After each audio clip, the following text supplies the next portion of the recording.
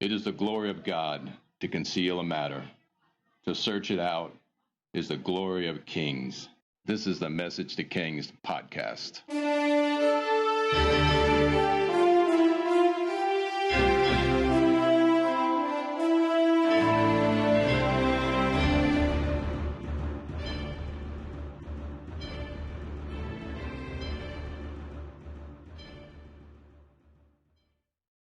Episode 331, Lazarus raised from the dead and death to self. John 11:3. Therefore the sisters sent to him, saying, Lord, behold, he whom you love is sick. When Jesus heard that, and this is speaking of Lazarus, he said, the sickness is not unto death, but for the glory of God, that the Son of Man may be glorified through it. Now Jesus loved Martha and her sister and Lazarus. So when he heard that he was sick, he stayed 2 more days in the place where he was. This is the strangest part of the story. Jesus actually lets Lazarus die. He could have rushed to him to prevent him from dying. And this is the part of the story that is the most mind-blowing one. But you always have to go back to the first thing that Jesus said. And he said, it's for the glory of God. It will not end in death. End in death. It didn't say he would not die. It would not end in death. So Jesus knows he eventually dies as he's going there. John 11:15. I am glad for your sakes, and this is part of this dispute he's having with his disciples, that I was not there, that you may believe. Nevertheless, let us go to him. Then Thomas, who is called the twin, said to his fellow disciples, let us also go, that we may die with him. I don't see this as a bravado, we're going to die in some heroic fashion with them. I saw it as sarcasm. He's like, very well, we'll just die with you. I don't know if they mean it. I obviously they don't truly mean it in their hearts, but it's an interesting sarcasm stuck in there. John 11:17. So when Jesus came, he found that he had already been in the tomb for 4 days. Now Bethany was near Jerusalem. And as many of the Jews had joined the women around Martha and Mary to comfort them concerning their brother. Now Martha, as soon as she heard that Jesus was coming, went and met him, but Mary was sitting in the house. Now Martha said to Jesus, Lord, if you had been here, my brother would have not died. But even now, I know that whatever you ask of God, God will give you. It feels like faith with a little bit of shame. If you were here, he wouldn't have died. Yeah, that's what it feels like. It's got a combination of both. She declares her faith, yet she's frustrated. Probably needs to forgive Jesus because she doesn't understand why he didn't come. Jesus said to her, your brother will rise again. Martha said to him, I know that he will rise again in the resurrection at the last day. Which is amazing. She knows that, and she declares that. But Jesus is speaking of now. Isn't it funny? Sometimes he's speaking of the future or another time, and the disciples don't get it, or he's speaking of another concept. This is an example of the opposite. He's speaking of right now, and Martha's not getting it. Jesus said to her, I am the resurrection and the life. He who ever believes in me, though he may die, he shall live. And whoever lives and believes in me shall never die. Do you believe this? She said, yes, Lord. I believe you are the Christ, the Son of God, who has come into the world.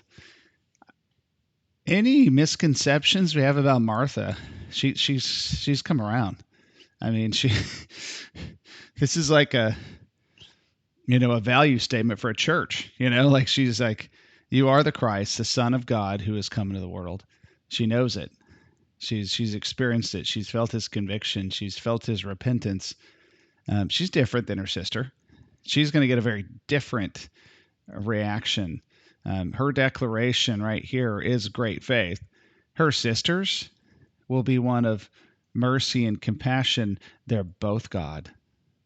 They're both God in this moment. They're both godly characteristics. Mercy and compassion, wisdom and revelation. That's all God. So these girls, Mary and Martha, they got it now. They got it now. We don't know too much, according to the biblical account at least, about Lazarus and what his testimony or what his walk with Jesus was like. But it did say, the girls did say, he was the man you loved, right?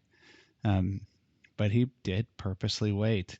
And we'll try to explain that, a parallel at least related to that at the end of the podcast. John 11:28. And when she had said these things, she went away, told her sister Mary. Now she snuck away. Then the Jews were with her in her house and comforted her. And when they saw that Mary rose up quickly to come see Jesus, they said, she's going to the tomb to weep there. Then when Mary came where Jesus was and saw him, she fell at his feet, saying, Lord, if you had been here, my brother would not have died. Therefore, when Jesus saw her weeping, and the Jews who had came with her weeping, he groaned in the spirit and was troubled. And he said, where have you laid him? They said to him, Jesus, come and see. John chapter 11, verse 35. Jesus wept. It's the shortest verse in the whole Bible. You know, sometimes tears are a sentence, a paragraph, a story in their own, right? You don't. When someone's crying, you give them a hug. You comfort them. I don't care who they are, what their story is. You show them compassion. That's the language of mercy. And that's what Jesus sees in Mary, is the language of mercy. Then the Jews said, see how he loved him. And some of them said, could not this man who opened the eyes of the blind also have kept this man from dying? Now this is the fake friends. You know, Mary and Martha had lots of friends. I think it appears they were, depending on how you interpret it, they had some form of wealth, or a large family or something of the sort. There was a group of people that seemed to be around them, and they always speak of their home. There was also a time when it appeared they were somewhere else, but still hosting. So there's more to their story. But it appears that here's fake friends, or those that are not authentic. They're judging Jesus, who's showing up at a funeral. Not the place you come and you say, could he not have saved him? But then again, that was Martha saying he wouldn't have died if you came here. Well, Mary's going to say the same thing. Technically, she did. Lord, if you had been here, my brother would not have died. But Jesus cries. It's interesting how we can carry a different spirit but have the same language, or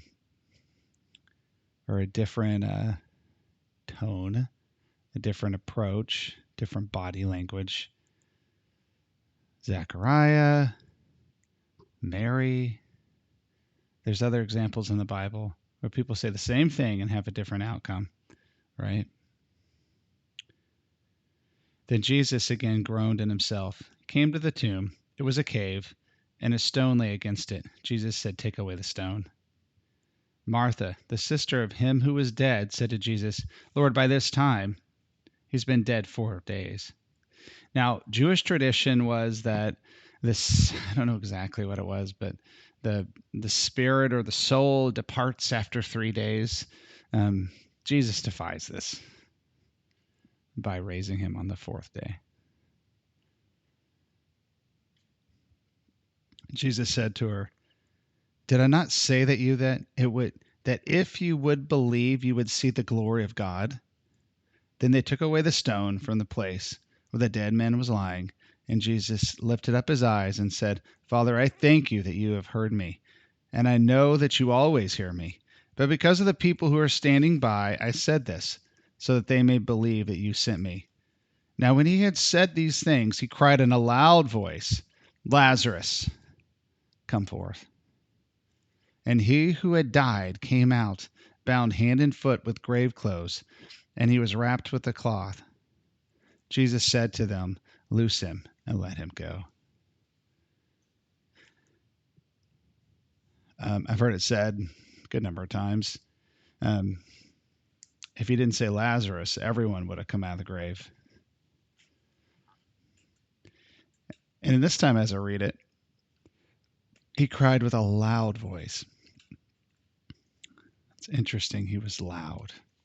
Jesus is often pretty gentle, or he is rebuking the Pharisees and such, but he's speaking to a dead man, but he says it in a loud voice. Wonder who he was talking to, right? Not just Lazarus to come forth, but his voice had to be heard in the spirit realm for Lazarus to come forth.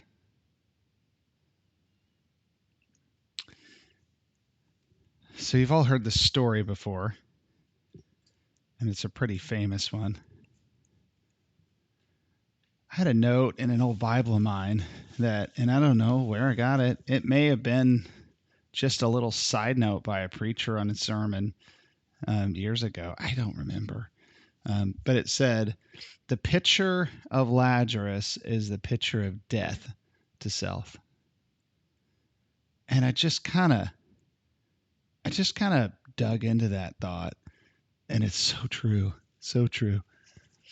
And why is it such a big deal? Well, Jesus purposely let him die, and I just can't get over it. And yeah, unless the seed falls to the ground and dies, it will not bear as much fruit. That is a scripture. That is something that was said in the New Testament. Jesus purposely lets Lazarus die so he could have a greater miracle. But it seems to be a picture of what he does with us. Lazarus means God helps. When you die to self, there's three things. Just like it stunk on the fourth day when he was raised from the dead, it stinks going through it, dying to self. Because the pride is a powerful thing. It is awful. It's Jesus wants us to be like the clay, that we're moldable, pliable, that he can shape us in his form and his image. But if we don't, it hurts. Or two, it's painful. It stinks, one. Two, it's painful. But death to self, it's personable. And it's purposeful.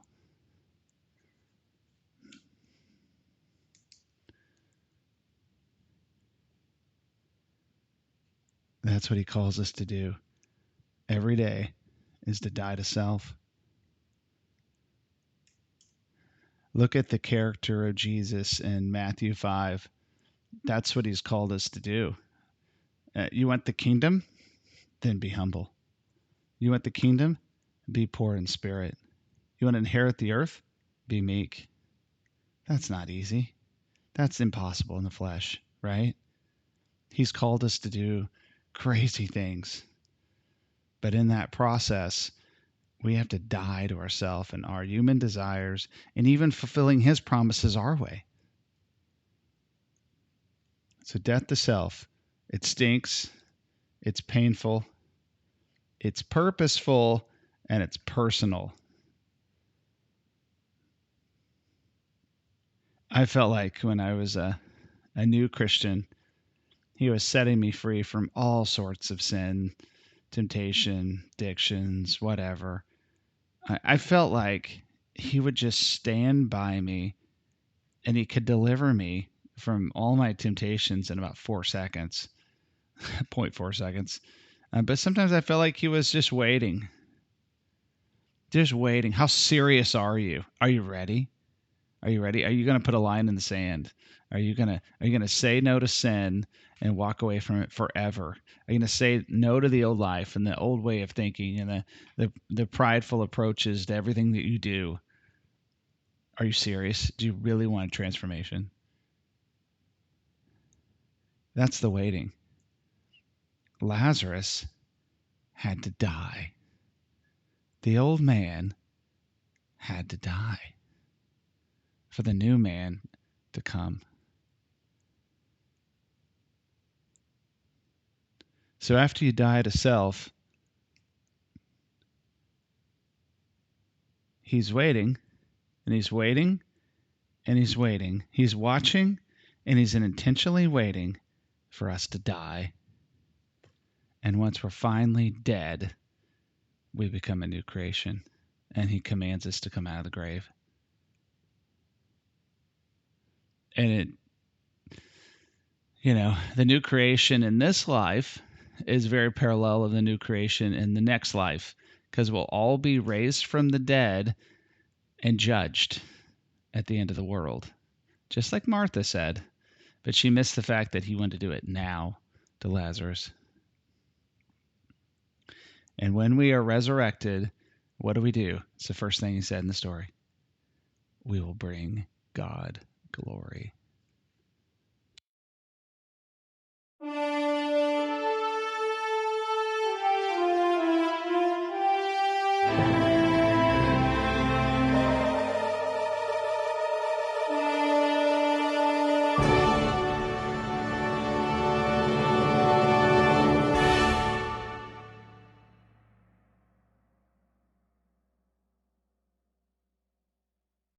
Thanks for joining us for this episode of Message to Kings. Feel free to check out the website, messagetokings.com, or if you want to chat, email us at messagetokings@gmail.com.